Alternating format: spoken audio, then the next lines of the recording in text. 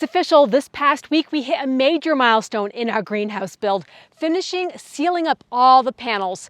But oops, we accidentally created an oven. Inside the greenhouse right now, it's over 120 degrees. That's a sauna, not a greenhouse. And this is what plants can look like when they get overheated. You can get wilting, and you can get shriveling, and you can just get flat out drying up. The edges can start to burn on your leaves. So that's a sign of too much heat and your plants are starting to cook. These are cool weather crops anyway, spinach and arugula, so I moved everything outside. Outside, the temperature is only 70 degrees. So our goal this year was to build a thriving year-round greenhouse where we could grow food all year round, but sealing it up this week taught us that temperatures can get out of control fast. So let's go over the plan to get this greenhouse growing again. Ventilation is everything, and while the door has been open all day and I've had fans running constantly all day, it's not really a cross breeze because there's no exit yet. We do have an attic fan at the very top, but it's not connected to power yet, and we still need to install 2 other fans on opposite sides of the greenhouse. But we couldn't do them yet because we had to seal the panels first, and that's what created the oven. So once we add cross breeze ventilation and get the fans going, it's going to make a huge difference. Second thing we have planned is to add strategic shade.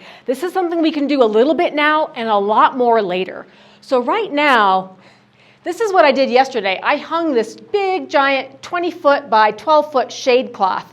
It's not much, but it's a little bit to help keep that sun from being so direct. Right now, the shade cloth is on the south side where we do get the strongest sun, and I might just bump it up a little bit more and raise the 2 corners so that they're a little bit higher up, just to see if we can get a little bit more relief. But the long-term plan for shade is going to include shade trees, like this little cherry tree, but mostly this fig tree. Within 2 to 3 years, this fig tree is probably going to be able to shade at least 1/3 to almost half of the greenhouse with its size. Since we can't count on the trees right now, we can utilize other things like climbing vines, squashes, cucumbers, tomatoes, blackberry bushes, anything that can climb and provide a little bit of shade, like our grapevine. That might be our shorter term plan to get shade quick. The third system we're putting into place to regulate temperature is to put in a giant water thermal mass. So we're installing a 1,500-gallon pond. It's 11 feet across,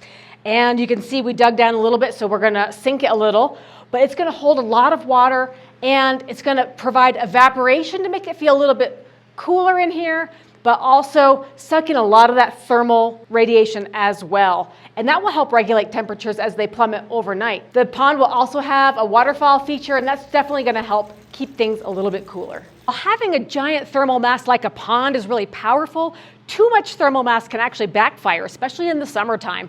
Right now it's all dirt in here and it's holding a lot of heat. Another system for our ventilation is behind me, this big black pipe, and one on the opposite side right here. This is our GAT system. It's a ground-to-air heat transfer.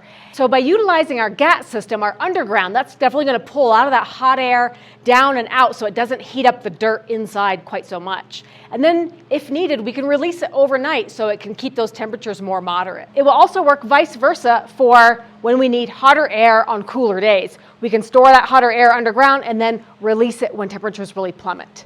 But for now, we really need something to suck away this hot air besides an exhaust fan and shuck it underground. Our focus is on storing energy passively without heating up everything around it. We don't want it to be unbearable in here while it's in the peak of the day. In addition to the GAT system, the kit also comes with in-bed air ventilation systems as well. So these get deposited into the garden bed and will release air, cooler air from below versus just circulating the hot air with a fan from the inside. And our fifth system we're going to put into place gradually, which is creating microclimates. In a greenhouse as big as ours, you're not going to have one universal temperature. You're going to have different climates in different spaces. It's going to be cooler and more humid closer to the pond, and on the south wall and higher above, it's going to be a lot hotter and a lot drier. Yesterday when I was hanging the scaffolding, there was a 10-degree temperature difference from where the thermometer is placed over here on the foundation wall and then versus 10 to 12 feet up it was way hotter up there. I couldn't even finish the job because I got overwhelmed with the heat. So things like figs, tomatoes, peppers, those hot weather loving plants, succulents or cactuses, those definitely can go on that south wall that get a lot of sun, drier temperatures. As the trees grow and as we get more shaded areas, we'll be able to do more cooler plants like herbs and greens and that type of thing. But for now,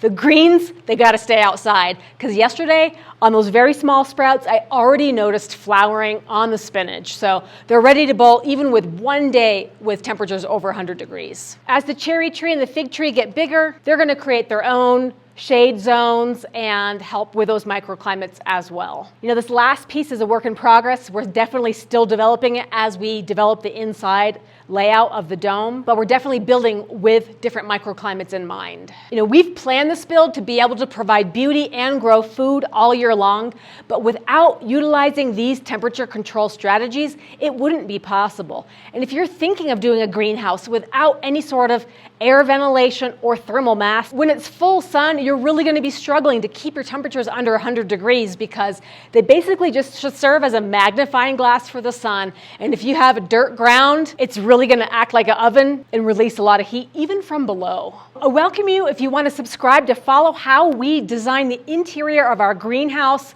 I'd love to share that process with you, give you some ideas if you're thinking about doing a greenhouse for yourself.